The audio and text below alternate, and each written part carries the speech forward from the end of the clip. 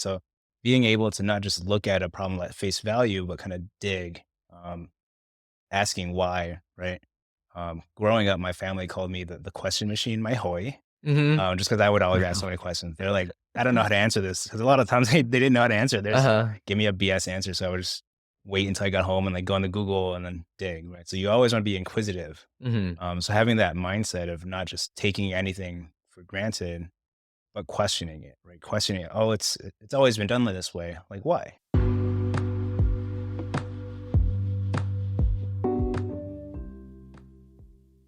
Welcome, Kenny, to the How Do You Do That podcast. Excited to have you here. Hello, hello. So you grew up in Chicago? For the most part, so I've moved a lot, but I tell people I'm from Chicago because now that I've lived there longer than any other place, I Mhm. kind of claim that as my own now. Where did you move from? California. So I grew up in San Jose, Bay Area. Family, came to America in the '90s, and then whereas like factory workers and semiconductor equipment, Mhm. and then that kind of fell through. So then we moved to Chicago when I was 10, when they picked up nails. Got it. Okay, so your parents came over. That's similar to my parents, and then they came over through the HO program. I think that's like I forget what it's called, but was your like family in the army? Yeah, my grandpa was a high-ranking colonel in the South. Like, Oh, okay. army. He was in charge of, like, 5,000 men. He would tell me army stories growing up. He's been shot, like, 6 Are times. you serious? Yeah, he has, like, bullet wounds across his chest, his shoulder, some fragments in his skull, like, he says some is still there, Wow. and he's 84 now, still really sharp. So it's Yeah. really impressive, to That's know about that, right? To understand where he came from, mhm. because we didn't move here but my family didn't move here until, like, what, 30 years after the war ended, or Right. 20 years after the war ended. Yeah, so was your grandpa in a similar position where did he have to go to prison after the big fallout? Yeah, he was a POW for 13 years. Yeah, geez. So that's pretty similar to my grandpa's story as well. He was also in the army and he was the guy like in the like facilitating all the tanks that are moving in, like an Mhm. artillery commander. Wow. And yeah, after the fall of Saigon happened, he went to prison for 8 years and that's when we all came over in the 90s. So I didn't Mhm. realize that that was sort of the reason that you and your family ended up in the US as well. Yeah, sometimes I kind of in awe how our lives are directly affected by the war, even though it ended Mhm. 30 years before we were born. Yeah. Like, the ramifications of what happened, probably last generations. So, it's pretty inspiring, and that's part of what drives me, right? I'm like, "Hey, if my grandpa has been shot 6 times, I can wake up at 7 AM every day." Yeah. Yeah, it's, when you think back and, like, reflect on what our, like, family had to go through, Mm, it really puts things into perspective and really makes the opportunities that we have, like, I really cherish those opportunities. They didn't really have the I guess, the opportunity to pursue what, they're passionate about or what they love to do. A lot of it was just survival mode, like, "How do I survive? How do I get the next meal on the table? mhm. How do I get a roof over our heads?" And trying to, like, learn and gain more knowledge was challenging too because there are language barriers, and you've completely uprooted your life from one country to another. Mhm. Yeah, that's the age-old story that we hear so much in common of, people of color in Mm, America, and I love it. yeah, I find it gives us a better connection to our roots, right? mhm, To have form that common, bond of struggles. mhm. Um, yeah. Yeah, so, um, you end up you go from California to Chicago. What did you end up studying in college? Yeah, so college was a whirlwind for me. I was pretty good in high school. I would say I have a dual life. I was like a party kid on the side, but then I was really Mhm. good in school. So I graduated summa cum laude, in Joliet, so it's kinda like a south suburb of Chicago. And then I went to University of Illinois, Urbana-Champaign. It's about 2 hours south of Chicago. I originally wanted to do architecture. I loved buildings. I love the way you feel when you enter a space, or you get to curate that when someone goes into a building or Mhm. an office or a school. And then, during that transition time, '08, '09, the whole recession was going on. So I was like, do I really want to be an architect if no one's building? Like thinking long term, and then all the certifications. I had to take like 7 exams only to be certified to one state. So I didn't have the flexibility that I wanted. Mhm. Um, 'Cause I was pretty much be locking myself into a registration because every state has different rules and county and regulations. So I wanted to be a civil engineer next, right? I was like, oh, and instead of designing it, I can build it. Oh, okay. And then I had a kind of a rude awakening when I went to the counselor's office. I was like, hey, I want to transfer to civil engineering. And then she's like, hey, your chemistry grades aren't that good, blah, blah, blah. She's like, maybe it's not for you. Oh, wow. Yeah. And it was like, oh, wow. Like, Jeez. I was like, thanks. Thanks for the wake up call. Uh-huh. So ultimately, I did not do civil engineering. Okay. I went to agricultural and biological engineering. Oh. Yeah, and then a minor in architecture. So I was gonna do construction engineering, right? Construction management, projects, Mhm. and all that. Um, but that was kind of like the wake up call I needed. I was like, all right, bet, like, hold my beer, Uh-huh. let's go. And, I won't be a civil engineer, but I'll do something more satisfying, right? More rewarding. And so eventually, I worked my way through learning about automation, technology, manufacturing, construction, and architecture. So Mhm. I ended up at a really small company. Well, not small, but medium-sized company, probably like under 1,000 employees, Mhm. but in the Chicagoland working with candy. Oh, okay. So doing ag and bioengineering, it led me to learn about food processing, and machinery and automation in that terms. And so I got to work with really big companies like Mars, Hershey, Wrigley, designing manufacturing lines for them and solving problems and bringing product to market. Oh, interesting. So, I guess before we jump into that experience, did you have like you said, you learned a lot about automation and it sounds like you had a lot of experiences in college prior to working. Did you have internships or did the curriculum sort of equip you with everything you needed after you graduated? Yeah. So I had an opportunity to study abroad. Okay, where'd you go? I studied abroad in New Zealand for 3 months. I've heard great things about New Zealand. Yeah, I learned a lot. It's a very small country. It's a Mhm, country of 4 million people.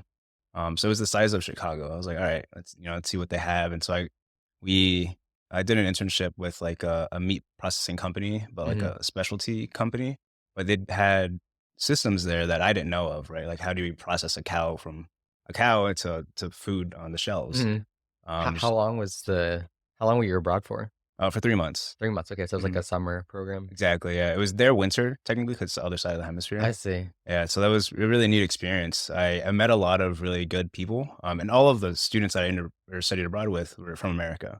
I So see. everyone was American at different universities, like all over the country. And so I was able to, work during the weekday and then ended up going to explore the country on the weekends. Mhm. So you would take road trips, you would go all over the place. You would skydiving, hang gliding, whitewater rafting, black water rafting, What is black water through a rafting? cave. So it's just dark? Yeah. Okay, so is the water actually, like, black No, or it's just really dark, but okay. there's, thousands of glowworms on the ceiling. So when Oh, you're laying there, it's wow. like the movie Avatar, right? Just Mhm. little speckles of glowworms. Yeah. It sounds it Like was the cooler like the than it candies. sounds. Exactly. So yeah, I got to experience life at like 100,000 miles per hour there, but then Mhm, also kinda learning about things that I had no idea about in America, right? Because you kinda need formalized training and experience to be able to dig yourself into that industry, mhm. or have a family that owns a farm, which some of my classmates did. Yeah, so after that the whole New Zealand experience and you got your sort of first taste of, that kind of work, did that I guess, did that solidify and say that help you understand that, like, "I really do love this," or did it make you go, "Hmm, like, I'm not quite sure I'm in the right direction yet?" Yeah, I loved it because I love food, right? I love Mhm, learning about it. Growing up, I always watched Unwrapped on the Food Network and how mhm, food is made. So I'm like, "Oh, now I'm a part of the system that I grew up watching." mhm. So it gave me the satisfaction and a kind of full circle of learning where I eat comes from. So Yeah, because a lot of the times I'm just shoving stuff in my mouth, right. but being able to know and to learn about the little different qualifications that it needs to meet in order to be kosher or in order to be gluten free and all that. It was really cool because we're feeding the world, right? Mhm. At the company that I was working for, we made 400 million pieces of food a year. Oh, wow. Yeah, so from M&Ms, chocolate, or chips, potato chips, pretzels, the whole gamut, gum. Yeah. So knowing that I could impact and make someone's day a million miles away from just a little piece of chocolate was pretty satisfying. Yeah, that's you touch millions of lives at that point, and so, I guess, how did you find the job with was it you said it was with Mars Wrigley or So we were a co-packer, so it was a okay. third party. But at a career fair. So Mhm. I was heavily in the career fairs. I was like, "Hey, Imma shoot my shot," right? Right. All these companies need something, and I can provide a good or service. I had no idea what this company was, right? I had a short list of, like, 5 companies I wanted to talk to a bunch of recruiters. Some never reached back out to me, so I was like, "Hey, Mhm. I'm gonna give this small company a shot. Yeah. I don't need a big name, I just want the experience." And I think going with a small company first was probably the best decision I made. Did you feel like it just gave you more exposure, or what makes you say that? Yeah, so now that I've worked in a small company and a big company, this small company allowed me to grow much faster without bureaucratic politics Mhm. and without having to convince, upper level management of ROI calculations or justifications. And I was able to think fast, go to conventions, make immediate recommendations, and then tell my senior vice president of, hey, I think we should do this because of that. Mhm. So I had to learn, I had to do everything in a small company, right? I had to be my own engineer, I had to do my own procurement, I had to do time studies, I had to do like line balancing, which is optimizing the process. I had to do labor studies. I had to wear many hats. And I Yeah. think that gave me like a good baseline of how to solve problems, right? Because you learn Right. a lot from these other people that have been in this company for 10, 20 years. Like, hey, here's how I would do it. And then I'm like, oh, but what if you did it this way instead? And they're like, oh, okay. Yeah. Yeah, there's something to be said about starting at a small company. I think a big part of that, you get a ton of exposure really, really quickly because Mhm. you get to wear so many hats and try so many different things. And yeah, I love the idea of like, getting to take a buffet and a sampling before you dive deeper in an area that you maybe really, really love. Mhm. So I guess, is that pretty typical for most people that graduate with your degree? Like, is that the kind like, what kind of role would people, immediately jump into in that industry? Mhm. So a lot of the competitor, like other alternative routes I could have went was working in like for the actual big companies, right? Like the Marses or like JBL is like a meat processing company. Mhm. I didn't want to move to Iowa. It's not as nice of a location as Chicago, right? I see. A lot of these other companies are smaller towns where the population is a couple thousand. So you could go there, right, that route and learn production Mhm. control and operations. I had other friends in engineering, same degree, but they went construction, right? They fully Mhm. went full steam ahead, building skyscrapers, managing projects, having budgets, tracking against timelines and deliverables. I just went kind of a combination of both. Mhm. And I think that my degree, um, albeit a little bit non-conventional, Mhm. I had to take a lot of business classes. Oh, interesting. I As an didn't know engineer, that. you don't really take business classes, Mhm. because you're just about the numbers, right? Mhm. But I learned about accounting and statistics and a lot of more non-engineering classes, and I think I valued those probably more because I Mhm. actually use them now day to day, like, further down the line as compared to, like, hardcore calculus, right? Yeah. Was that by choice or was that by design of your By degree? design, Okay. actually, yeah. I that's what I'm grateful of from and actually not doing civil engineering, right? Because I wouldn't have been exposed to Yeah. learning about accounting and how to actually keep with a budget when credits and debits and all that good stuff. Yeah, so tell us about working for you said a co-packing company, right? Is that Mhm, what they call so I guess my assumption is the way that it works is Mars and Wrigley, they make the product and then they maybe outsource that to a third party company like you to, I guess, produce and pack, is that right? mhm. So there's a lot of different business models, Mhm. that I probably don't want to get into Sure, specifics, sure. but they'll basically send us a big tub of, say, M&Ms, Okay. right? We would get a 2,000-pound bag of M&Ms. Holy cow. Yeah, the size of this couch, and Oh you have my to lift it gosh. with forklifts. You lift it up really high, and then now what you do, right? How do you get it into the small little packs, the mini size or the Oh, okay. zippers? So you buy, $300,000-$400,000 machines. You let gravity do the work, but as it's falling, you crimp. You have film, and then you have crimpers, and then the zippers integrated, and then you have like the little tear notch, right? You have Oh, all of that working simultaneously as the M&M's falling with gravity. I It's see. all happening within a blink of a second. Okay. We were producing, hundreds of units per minute per machine per manufacturing line.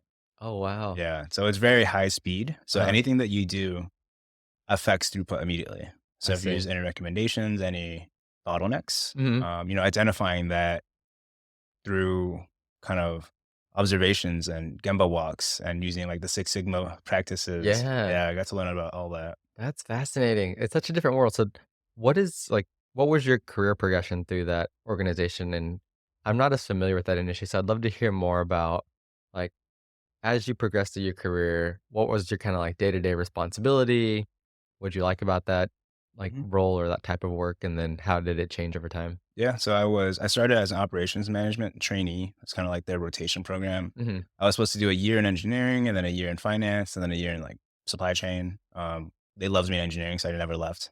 So then I, fully rotated into an industrial engineer, and then from there, now I'm a senior industrial engineer. But that's kind of the path, right? You go from engineer 1, Hmm. then 2, 3, 4, and then from there, you can either be a manager, like engineering manager, I see. or you take a more specialized engineering, where you go into a niche, Hmm. right? Whether it's continuous improvement, right? You continuously improve systems, processes, or machines, Right. and then other various niches of statistical analysis or modeling in terms of forecasting out progressions Yeah. and business So it's strategy. so it sounds like you really enjoy the like problem solving, finding bottlenecks, finding creative solutions to, you know, how to make M&Ms flow and like go from a 2,000 pound tub into like individual Yeah. consumable packet sizes. I guess what are some of the challenges of the work that you do, and maybe what are some of the non glamorous parts of the job? Yeah. Being client facing, right? So that's always the hardest, dealing with these large conglomerates that don't really care for a small guy like a co-packer, Hmm. whose revenue is 100 times larger, right? Right. Anytime they want to change on a whim, you're kind of at their mercy. Hmm. So if we say, "Hey, we designed this whole process, it took 8 months to build," and then they're like, "Hey, we actually want to change the packaging at the very Oh, last minute." I'm like, "Okay, now yeah. we got to start all over, right, and see how it affects." And it's something that their marketing team has. It's kind of we intentionally make it transparent to them, right? Hmm. Because they're our customer, and so we have to always be agile, right? Have flexibility built into the processes. Don't lock yourself in. Hmm. That would be kind of the takeaway that I gained from there is always have a plan B. Contingencies, think of opportunities for improvement now instead of when you actually need it. Hmm.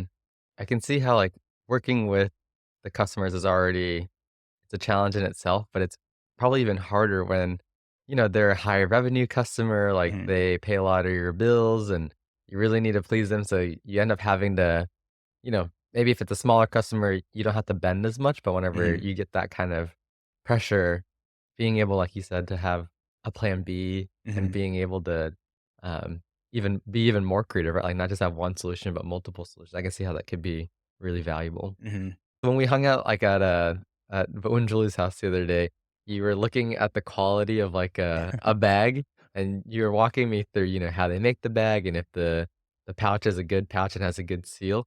I guess what are some other things that you now notice because you've worked in the industry? The Best Buy date. Okay, what about the Best I Buy date? don't go by any Best Buy date. Okay, tell us It's about the all, um, to paraphrase, right? It's all fake. okay. It's really to guarantee that their freshness is at peak quality. Mhm, So now if I see a Best By date and it's like, oh, the 1 day old or 1 day past the due date, I'm like, that's a lie. mhm, A lot of the times these dates are set to kind of just protect them, right, from liability. But in reality, the food's probably still really good. A lot of it is causing food waste as well, right? A large mm, amounts of food waste is caused by people solely looking at that Best By date, mhm, um, because these food companies can't really predict when food will expire because I it's see. based on humidity, it's based on temperature control, based on how long it's been left on the counter. So that's really just to protect them. So now, if food is close to expiring, I'm like, all right, smell, right? Use your senses, trust your gut. Mhm, Smell, taste, touch, right. if it's expired or not. Oh, I didn't yeah, I guess I always had a sense that, the Best Buy date wasn't all that accurate, but to hear it from somebody that works in the industry, yeah, I think that that's, like, really helpful Hmm. information and knowledge that, just use your senses and, like, be prudent about it, I guess. Yeah, it's also me being cheap, right? I also don't like food waste. Yeah. Um, because the population is growing, right? Mhm, And there's 9 billion people in the next, like, 10 years. So how are we gonna mhm. feed everyone? Like, Yeah. as being in part of, like, food engineering, Mhm. that was my senior project. Like, how do we feed a population of 9 billion people by 2050? Right. So we had, like, debates on it, I wrote research papers, blah, blah, and my vote was vertical farming, What is vertical farming? growing with aquaponics Okay, in towers. I see. So instead of growing out right on land, you grow up. Mhm. So there's farms that are multiple stories high, 20, 30, 40 feet, growing lettuce and strawberries and fruits and citrus trees within a fraction of the landmass I see. What's keeping people from doing more of that? What's the capital. okay, so it's It's like expensive. it's cost intensive? Yeah. Because you have to, instead of relying on the sun, right? If you're growing in levels, you have to rely on LED lights and constant temperature control. Mhm. But the benefit would be you don't use pesticides, I right? Because it's a see. contained system. Mhm. Your food's probably cleaner, it's more organic, and then you can sell that at a little bit of a markup. So Yeah. there's a lot of that can go into how to make it sustainable. That feels so, like, futuristic, like, just imagining a world of, like, all these towers of, like, food rather than yeah, and maybe that's something, uh, I don't know, few thousand years from now where that'll be the standard and they'll look back and be like, "Oh, back in the day, like, they used to farm in dirt, like, can you believe Yeah. those plebeians?" So you, started in the food industry, and then when did you 'cause you are you still in that role? Like, where are you working now?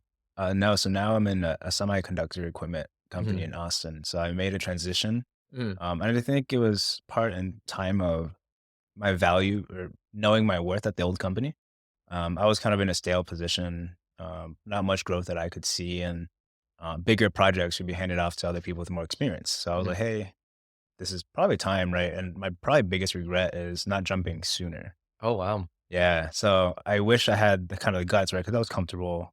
I was okay. I was doing good in the job, Mhm. but I wasn't thriving Yeah. as much as I am now. And then knowing my worth, right? So my manager there, we'd have one on ones, and it was just kind of lollygagging around. But here, like my manager is actively pushing me to learn new things, giving me specific projects to work towards my goal of being the eventual automation manager of this Mhm. Fortune 100 company, right? So I think the management style too, right, is very different. Yeah. Um, so ultimately, I wish I jumped sooner. And I think the salary boost, right, of course, every time you jump improves. Mhm. So now that I know that, right, I don't know how long I'll be at this company, but Mhm. I can see my growth here being way more exponential than where I was previously. Yeah, so I think that's a great like, you bring up a good point, and this idea I've been thinking a lot about this idea of inertia and how it's so much Hmm. easier sometimes just to, like, keep going down the path that you're on because it's so much easier Hmm. rather than, finding, like, where your skill sets are gonna meet somebody else's needs and then being rewarded for that, right? Because Hmm. sometimes you're in the wrong space, you have more skill sets to offer, but maybe your employer doesn't need that, and as much as you, like, bang on the table and you're asking for a raise or a promotion, they just they don't see the value that you're able to offer, and Hmm. so, I think to your point, every couple of years, just looking up and, seeing like, "Hey, like, I have all this career capital and new skill sets I've developed. Who values this more now?" Right? Like, is there somewhere else where I could apply this new knowledge? And it sounds like you sort of hit a point where your employer didn't really see the value that you could add, and then Hmm. now you found one that's a better fit. Yeah, yeah, I 100% agree. As much as I hate working at night sometimes because it's a global company, Mhm. I still value what I get to learn from. Yeah, so tell us more about the semiconductor industry and what your day-to-day looks like now. Yeah, so my role now is a senior industrial engineer in logistics and automation Mhm, within the semiconductor industry. So I am not necessarily building the machines. So we're an equipment supplier. mhm. I'm not building the machines, but I define processes on how to deliver inventory to the teams. So I'm in charge. My team's in charge of $1.3 billion worth of inventory. Holy cow. Yeah, that's only within Austin as well. Okay. So there's a lot of inventory, and you got to find ways to kind of stay on the cusp of how to not lose it. That's Mhm, probably the biggest issue, right? And how to deliver it effectively on time. So my role now is defining new opportunities and identifying problems. mhm. gaps, right, in processes or people or training, or technologies. I go to trade shows every year, Mhm. such as ProMock, and ProMat in Chicago, and then Modex in Atlanta. So they're large automation trade shows that are usually free to register. Mhm. So the only problem is just getting there, right? And then hotels and all that. But for students or employees, you can go for free, and it's an amazing time where you get to learn of the latest and greatest, right? Thousands of companies fly in from all over the world, showcasing and building their automation directly on the floor of this convention center, Mhm. and you get to go and talk to them and learn about, hey, why are you better than your competitor? And they're standing right next to them, right? That's crazy. So So I get to kind of shop around. yeah. So for those that aren't, like, familiar with automation and what that looks like, can you just paint a picture of, like, what does the warehouse or factory look like? What do you mean by automation? And, like, what are you I guess, yeah, what types of problems are you, like, looking for? Mhm. So automation comes in a lot of forms, right? When you say automation, a lot of people think of the robot that Mhm. flips the burgers. That's what it's called, a six axis robot with end of arm tooler that has Okay. grippers. Um, that's cool, right? But it only serves one purpose. Mhm. But if you throw that on a Roomba that could detect the space in a room, and drive and carry 3,000 pounds, then that's Oh, wow. automation, right? That's a huge scope change, where that little robot can now go to point A, pick up part A, Mhm. deliver it to part B, pick up part C, deliver it to part A, right? And merging all those processes together, Mhm. um, to ultimately have more consistent deliverables, right? Got it. The human element, um, is needed, right? We'll never get rid of workers, but in order to improve their quality of work, right? These standardized processes, they drain the life out of people, right? Yeah. There's especially in a factory where you're doing the same thing for 8 hours a day. Mhm. If you can automate that and then have that person learn a new skill where they can do something that will improve their um, knowledge bank, right? That's the goal with automation. We're not replacing workers. It's really to enhance their skill set to make them more valuable to the team as a whole. I feel like there's this general, like, fear with automation and AI, like, replacing workers, and it's, like, evolving and changing so rapidly. And yeah, you'll hear about, like, "Oh, yeah, like, it'll equip people and allow them to do other things." Do you find that to be true, or, like, is that fear misguided? Or is it, like, I don't know, like, I guess some people feel like when automation happens, people lose jobs, I guess. Mhm. What are you seeing, like, in the industry? Yeah, I don't see job loss. I see job creation. Okay. Um, because I have to make these recommendations, right? And when I look at a problem and say there's 100 people doing that problem, and you can cut that by 50, there's immediately uh, an opportunity to fill gaps elsewhere, Mm, right? In such a large scale operation, there's always a lagging metric, right? A bottleneck somewhere else that you don't really know until you free up one bottleneck and then it shifts to another problem. got it.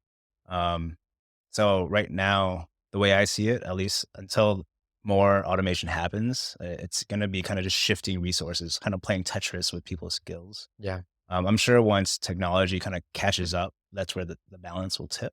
Mhm. But the way I see it right now is we're just kind of shuffling resources around. I see. And are there places and automation that would surprise people? And then maybe are there areas of, like, you would expect to be automated that aren't quite automated yet?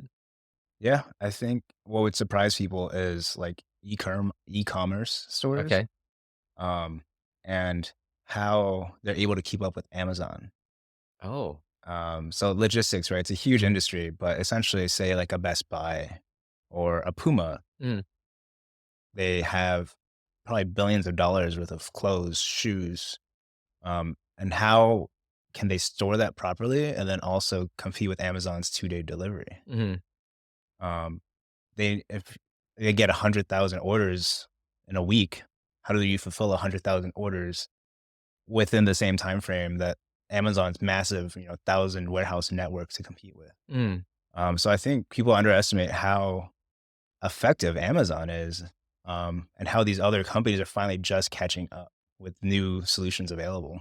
Yeah. Yeah, it seems like Amazon, they had invested pretty heavily in the infrastructure early on, right? Like, they Mhm, were losing and bleeding cash, and a lot of people were like, "Amazon's never gonna break even."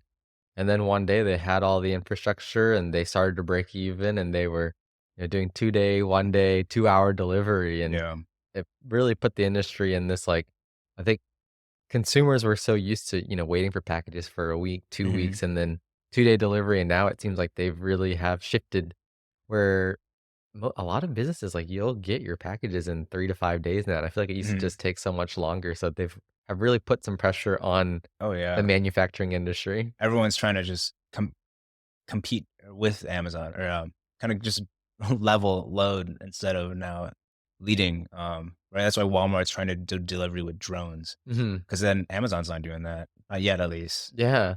Do you think that's feasible? Like, will we actually see delivery with drones one day? I think so. Okay. You don't think people will steal the drones or, like, shoot them down? The YouTube videos that I've seen, Uh-huh. people buy stuff, but the drones hover, right, a couple 100 feet, and then the product actually drops in a parachute. Does it really? Yeah, it doesn't actually, like, land, it just That's so funny. I've been playing, like, Fortnite with my little brother, and, Oh, like, you yeah. get these, like, drops, and I'm like, "Oh, wow, like, that's gonna be a real thing." Yeah. That's crazy. Um, so from the semiconductor industry, can you compare and contrast, like, what that looks like with or, like, versus the food industry? Like, what are Mhm. the differences in the type of work that you do there? Yeah, so market trends heavily affect food, right? Seasonality of Christmas and Halloween especially, right? It fluctuates with the market, and then Mm, trends in food, whether it's granola one year, or quinoa the next, or instant coffee, right? It fluctuates a whole lot faster than semiconductor, mhm, where this company makes one thing and they make it really well, they make it for the next 20 years. Um, but the intensity of the semiconductor industry is a lot more pronounced, because instead of selling a $3 bag of M&Ms, you're selling a $3 million machine that a company needs in mhm. order to build their next TV, Oh, right? wow. So you're a lot higher in the supply chain, versus being kind of as a consumer facing product maker. Oh, wow. So your sounds like your organization specifically is building large scale machines for people to, like, produce whatever product they're Mhm. making next. Is that Yeah, right? so we don't actually make the chips, but we make the machines that make the chips. That's So we're a crazy. supplier of the suppliers, right? Mhm. Yeah, it's very different. Yeah, that's so fascinating to think about. And then there are obviously suppliers that you work with to get your supplies to Oh, build the yeah, machine. thousands, right? So we're just one level up Yeah. in the supply chain now, before going to raw material pretty Mhm. much. Yeah, and that's so fascinating because to your point, not all foods will stick. I think oftentimes you'll see new products, right? A new Mhm. flavor of M&Ms or a new flavor of Coca-Cola, but, the originals will stick around, and so that's constantly evolving. But the semiconductor industry, I mean, over the last couple of years, it's been booming, right? With all of Yeah, with the shortages. the chip shortages, like, the demand for crypto and whatever Mhm. else, and it seems like more and more, like, everything is using some form of, like, a microchip. Yeah, with the AI age, right? Mhm. Everything is gonna be smart. Like, Yeah. all the lights in my house are already smart, right? It's the next step in kind of home automation and satisfying the needs of more displays. Mhm. Right.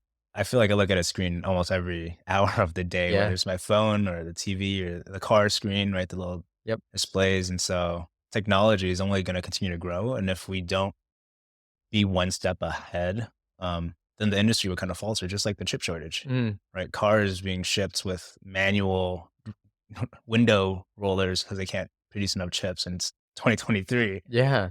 What caused the chip shortage? Was it really a big demand issue, or was it because you just didn't have enough operators operating the system so that you could produce enough chips to meet the demand? Or was it both, right? Was it a Mhm. supply and a demand thing? I think a lot of it was driven through the dependency that we have on the ports out of China. Okay. Oh, that's right. Raw material, a lot of it comes from there. Mhm. So when the ports shut down, when LAX was backed up for months on end, right, that caused a bullwhip effect, Mhm. and a ripple through the supply chain, If supplier A can't get the raw material, then I can't make mine, Yeah. and then if I can't make mine, this other guy can't make his, and so it's kind of a trickle down effect, and through the whole world, right? Mhm. And COVID exacerbated it, um, and it kind of just proved how fragile the supply chain is, Mhm. how we're at the mercy of one company, which is why the CHIPS Act is so big now, right? From Biden. What is the CHIPS Act? Can you The CHIPS Act is like a $50 billion bill that enables more manufacturing in the US. So it's a guarantee that we don't depend on Taiwan Semiconductor Company so heavily, if Mhm. China goes rampant and takes them back, and depending on other foreign entities as Mhm. much. Got it. So have we recovered from the shortage, or are we still in the process of getting back to business as usual? It's getting better, Okay. but I don't think we fully recovered. Mhm. Um, it's definitely improved though. Like lead times have gotten better. As kind of COVID slowly passes up through us, kind of through everyone. More companies are going back to work, right? There's more output demand. Mhm. But with the impending recession now, I don't know where that's going to put everything else again, Yeah. right? It's another bullwhip effect that could cause Yeah. trickle downs. So with all the, like, growth in the semiconductor industry, how is that impacting your day-to-day? Like, what type of work are you doing? What's going on right now for you? Yeah. So I've kind of morphed myself into a new role within my team of being the strategic engineer. Mhm. So I'm working on projects that will benefit us for 3 to 5 years now instead of like immediate gratification projects. Mhm. So identifying those with the help of the trade shows, right? Hey, I can solve this problem if you invest $3 million and I can go live within 10 months. Mhm. Um, yes, no, right? Do all the calculations, make the recommendations. And if, hey, the vice president approves my $3 million, I'm like, hey, let's do it. Oh, wow. So now I've recently launched a $20 million project that I didn't start. Mhm. Um, but now I'm acting as lead engineer. So that has gone live over the past couple months. Oh my Take gosh. all the learnings that I had learned and curated, Mhm. and let's do it again, but on the other side of the world. Yeah, so tell us about the $20 million project. What kind of project is it? Yeah, so it uses 65 robots to store inventory, right? Mhm. So I was telling you earlier, it's the system is called AutoStore. So a Mhm. lot of companies like the Pumas, the Best Buys, they use a system where it has for us at least 65 robots, but there's bins. So inventory is stacked on top of each other, and these robots pick it and shift it around wherever it's needed, right, Mhm. within the plant. And so instead of relying on a human to go to a rack location, right? So a rack is if you go to Costco, all the inventory that's stored up tall and I see. multiple levels. Previously, before any of this, a person would physically have to go there, pick that part, and then bring it back to you. Mm. So now we're leveraging robots, right? Mhm. And a grid instead of having aisles. Everything's sitting on top of each other. So you can purely densify a lot more than you have to rely on human operators. Oh, wow. Yeah. It took a lot of like 3 years of development Mhm. and then even like the IT side, right? So now I've kind of learned more about how it integrates with an ERP system or enterprise. I don't know Yeah. what the actual ERP stands for, but something It's enterprise. like enterprise resource planning There you system. go. Yeah, yeah. Yeah. So integrating with that and speaking all this technical language to deliver part A to customer A at Mhm. the right time and place um, is a lot harder than one would think. Yeah, no, I mean, I can see why it's so complicated because, even in the software industry, right, like, building software is hard enough, Mhm. and all of a sudden, what you're doing is you have software on top of, like, hardware, right? Yeah. And you have not just, like, normal size hardware, you're dealing with massive sized equipment, and, yeah, I can see how that can just get really complicated really, really quickly. Yeah. So, what kind of, like, people would be suited for, you know, your type of career? Like, who is it for? Who's it not for? Like, what should people consider when thinking about getting a degree in engineering? Yeah. So something that I think that has created value for me is thinking in terms of first principles. Mhm. So it's a way of thinking, it's problem solving where you identify a problem and then ask a bunch of questions. Hey, why? why. It's called the 5 whys, Yeah, right? Dig deeper, so where it's basic bare components, right? So you kind of dig deep enough to where you can isolate individual components and then work to improve all of those incrementally. I see. So thinking in a way that you don't use analogy thinking. So Mhm. analogies are comparing what has been done before. So I was reading an article recently about how Elon, when he was building these battery companies and battery factories, he was like, "Hey, everyone is telling me that one battery costs $600 to build, and it's the way it's always going to be." And then he's like, "Well, wait, if I go to the London metals market, metals exchange, and buy these individually, and then think of a smart way to put it all together, I can build a battery for $80." Mm, Right? So if you break down complex problems to its bare parts, and understand each of those parts strategically, you can solve almost any problem, yeah. right? So being able to not just look at a problem at face value, but kind of dig, asking why, right? Growing up, my family called me the question machine, my hoy, Mhm. just because I would always ask so many questions. They're like, I don't know how to answer this because a lot of times they didn't know how to answer. They just Uh-huh. give me a BS answer. So I would just wait until I got home and like go into Google and then dig, right? So you always want to be inquisitive. Mhm. So having that mindset of not just taking anything for granted, but questioning it, right? Questioning it. Oh, it's always been done this way. Like why, right? Mhm. Why has it been this way, and can we make it better? Yeah. So much of engineering is, like, the core ability to problem solve, right? Hmm. Being able to solve for something. I think the idea of, like, breaking down something into first principle means that you have to have a really true understanding of all the different parts and all the different moving pieces, and I think getting down to that first principle is a lot more challenging than it sounds. Yeah. One thing that I loved learning about in school was human-centered design, right? Mhm. Falling in love with the problem in order to make the solution. Because you can go into a brainstorming session and immediately identify like 20 solutions, but if you don't understand the problem at the core, then you're not really solving anything. You're just Mhm. kind of masking it. So using human-centered design, right? Thinking of the end customer in mind, really drives a lot of recommendations that I make. Mhm. Hey, if this operator is standing here 12 hours a day, let's lower the workstation, right? I see. Stuff that you don't think about, but affects people, daily. Mhm.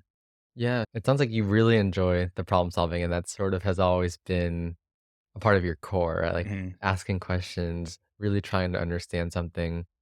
Are there parts of your work that you find draining? The Besi politics. the politics? Yeah. I think that's with any big company, Mhm. right? Having the bureaucracy of approvals and waiting on people, those people waiting on someone else. How have you navigated company politics? Like, what are some things that I guess, how do you approach it? Mhm. That's a good question. I shy away out of it, but I build rapport. Okay. Right? With kind of my upbringing of, moving a lot. So growing up, I moved a lot. Every year, pretty much, I moved to a new school. Mhm. So from 5th grade to ninth grade, I went to 6 different schools.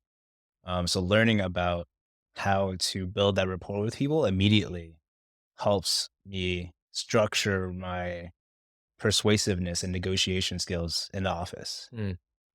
So building the rapport, right? Just being nice to people, Mhm. frankly, takes you a long way. Because a lot of the times, people I work with, they've been there 30, 40 years. And they're like, oh, who's this new kid on the block trying to solve problem A? But if I build that rapport over a series of months and weeks, small talk. Mhm. How was your weekend, right? How are the kids? How's your home renovation? You build that charisma that drives you pretty far in the company. Mhm.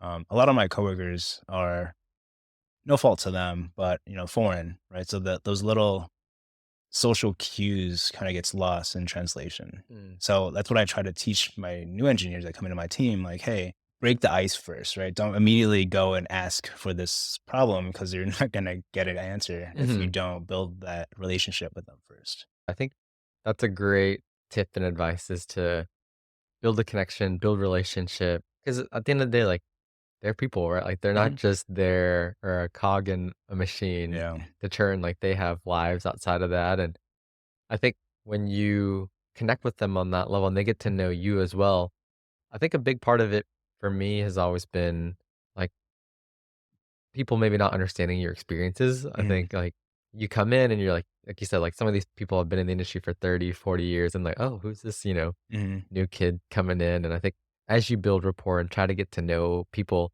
they also try to get to know you as well, and so I think probably what I'm assuming that you've experienced this where you get to maybe share a little bit of your background and your story and your journey, and they get a better sense of, like, your skill sets and knowledge that you've acquired, and I think that's where that rapport really comes in handy too, is that, like, oh, you're not just this, like, stranger, like, I have a better sense of, like, the skill sets that you bring to the table, Mhm. and you're friendly and enjoyable to work with, and I have to spend, 8 hours of work a day, so I'd like to be with nice people. Exactly, yeah. It takes you being nice takes you a lot further than I thought. Mhm. Yeah. So where do you see yourself going next? I know you talked about like it sounds like the role that you're in is giving you a lot of great growth, but like what's your sort of like dream scenario, dream job? Yeah, I think it would be to be my own boss, right? Okay. I would love to be the hustle would suck, right, initially with any startup or any entrepreneur, but growing up, seeing my family build little, businesses and me being the translator, the sole English speaker of the family, I had to do a lot of translations, had to file their taxes for their companies, and, at 12 years old, I don't know what any of this is, but now I kind of appreciated it because it taught me that it's possible, right? If Mm, they came to America not knowing any English and are able to run, um high revenue businesses, then I think I can. So yeah. ideally, a dream job would be engineering consultant, Okay. right? Come in, hey, what's your problem? How can I solve it? Here are my recommendations. Rinse and repeat. Having them on retention. Mm, I don't know. I don't really know how all that works yet, yeah. but that would be the goal. Your story really resonates with me because that's exactly how I feel with my parents. Like, they came over, have a laundromat Mhm, business. And I think a part of it's just like wired in our genetics, right? Like it takes a certain type of person to leave your country, to uproot everything that you have and mhm, move to another country, right? Because your family, they didn't have to move to the US, right? They had the mhm. opportunity to, and they chose to move, uproot from everything that they know and come here. And I think that's a big part of that's like, I think that drives the entrepreneurial spirit too, is Yeah, like moving to brand new territory, uprooting everything that you know and like trying and starting something new. So I love that that's like, I don't know, I feel like we share some DNA there. yeah. Oh, yeah. Definitely. The drive, Yeah. I think, is hard to beat. It's so funny that you mentioned that, like, you had to file taxes and call these people. Mhm. I'm wondering if you had the experience of, like, pretending to be your dad, Oh, like yeah. yeah. They're like, "What's the last four of your social?" Yeah, I already memorized that. Yeah. Like, you just got That's so funny, yeah. I had those same memories of, like, Mhm. helping, just call for phone bills and stuff like that, and I think it taught me a lot about, just, like, how to approach people and how to navigate these conversations. 'Cause I think when you're young, it's like, "Oh, these big and scary adults are out there," and Mhm. it taught me a lot of, like, EQ skills early on because it was just kinda, like, forced upon me. Yeah. I think EQ is very emotional intelligence, right? It's Mm, it's a very underrated skill that we had to develop with having to wear many different hats. uh-huh. I think a lot of our peers that don't have to do that or don't have that similar experience, they don't understand how hard it was, right? As a Mm, kid, filing taxes, right, or doing all this paperwork. That's if you make one mistake, it could be a really bad problem for your family. yeah. During COVID, my dad needed to, like, um, take some cash out of the house for the laundromat business, Mhm. and I was, like, on phone calls with banks, like, filing a HELOC as for him, and I'm like, "Do I do a HELOC or cash out refinance?" And, like, Yeah, all trying to these weigh the options. pros and cons, and I'm like, "This isn't even my house." Like, now we have the house is on the line too, so I gotta make sure that, like, everything lines up. So Yeah. there's, like, some pressure when you're making these decisions for your parents. I'd love to hear, like, what advice do you have for, like, if you could go back to a younger version of Kenny, whether that's high school or college, like, what advice would you like to give to yourself? Yeah, I would say, take risks. Okay. We're young enough where if you encounter a problem, right, we can easily bounce back and recover, right? Mhm. Um, Go to that music festival, go to that concert, go to your hang out with your friends. Take risks, right? Whether it's academic risks, doing a master's program that you don't know if you would be in love with, or taking a job in another state and uprooting your life, right? There comes a point to where comfortability begets like complacement Mhm. or complacency, right? Um, don't get me wrong, right? Being consistent is good, but being able to weigh and make weigh the pros and cons and make an educated decision if this risk is worth taking. Mhm. Um, I think that's a skill that would take us very far. Yeah. Whether it's taking a leap of faith, right? Eventually, like 10 years down the line, older Kenny quits his job and creates a startup or, whatever. But I think being able to take that risk of leap of faith is very Mhm. important. Yeah.